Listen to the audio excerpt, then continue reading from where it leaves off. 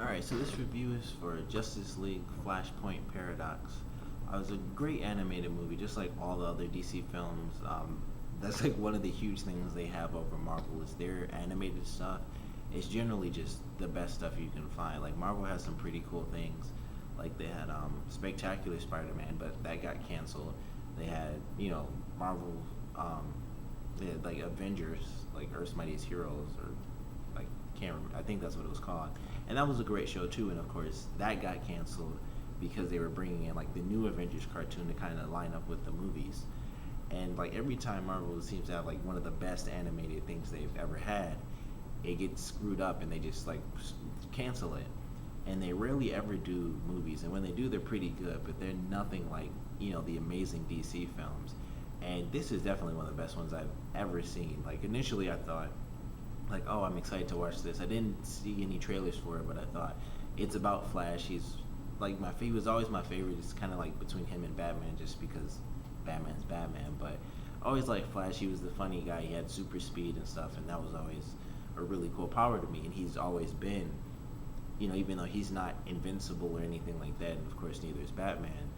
He kind of goes into the danger and he doesn't nearly have as much skill as Batman. So whenever I see Flash fight, I'm always a little bit more worried about him than I am about Batman, who has like I know all these martial arts and stuff, and Flash is like I can move fast.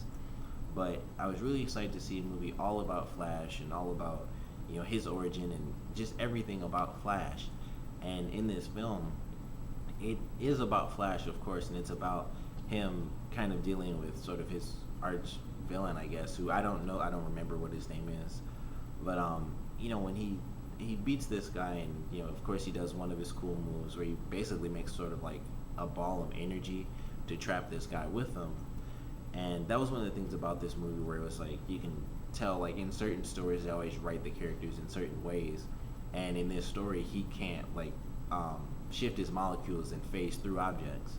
So that was kind of interesting. It was like they had to do it for it to work this way, but he had the ability to like move his hand really fast, and he basically just made a ball of energy.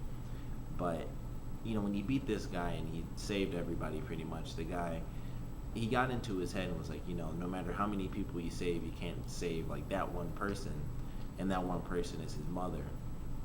And in this story, and I don't know how true it is to Flash's original story, or New 52, because I'm not sure, because this one came out more recently, so I'm not sure if it counts as part of the New 52 line, which it probably does because Cyborg was a part of the Justice League in this, so it probably counts as sort of his new storyline, but that could have been the original too. I don't actually know, but he gets in his head with that being his, a part of his life where he wasn't fast enough to save his mother, and he got home later and he found his mother dead. And so when he goes back in time, and as you have already noticed, there are spoilers in this. So, just stop watching and go watch the movie itself if you don't want to be spoiled. But when he goes back in time, he saves his mother. And then that small little ripple changes so many things throughout the DC universe.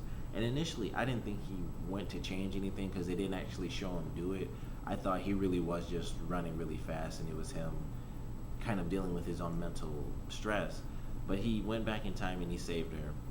And when he does that, and I guess they didn't show it because when he's in let's basically this new universe, he doesn't even remember that he did it. Like he's surprised that his mother is alive and stuff, and he doesn't have his super speed, so he's not the Flash.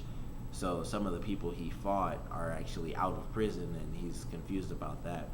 But it was a great movie, and I love just really the best thing about it is how depressing it is for a DC film, because pretty much everyone's kind of evil. Like Wonder Woman and Aquaman are having this insane war where they're like fighting across countries trying to take over land, and they're killing each other off. They have all types of people dying for them. Wonder Woman killed Aquaman's wife.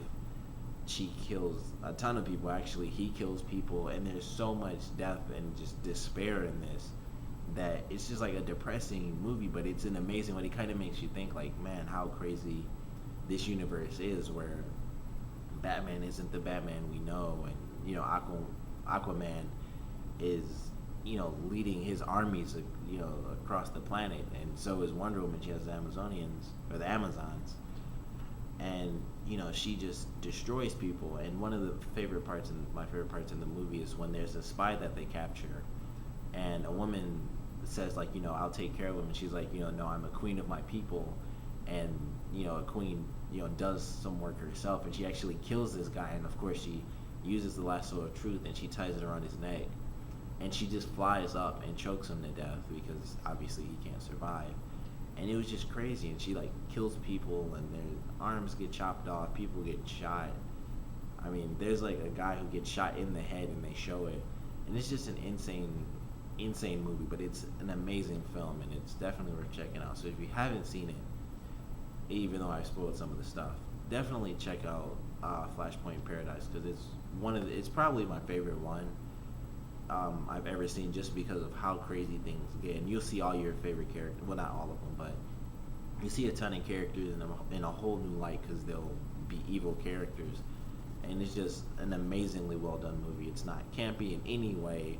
It's definitely not one of the kiddie ones. Like, you can watch some of these, maybe like the Justice League Doom one, even though that's a little bit more mature. You could watch that with a kid. This one you can't do that, because people are getting like choked to death and neck snapped, and like their brains are getting blown out. Like, this is like really mature. Like, I think it would be, even though it's animated, it probably would be like PG-13.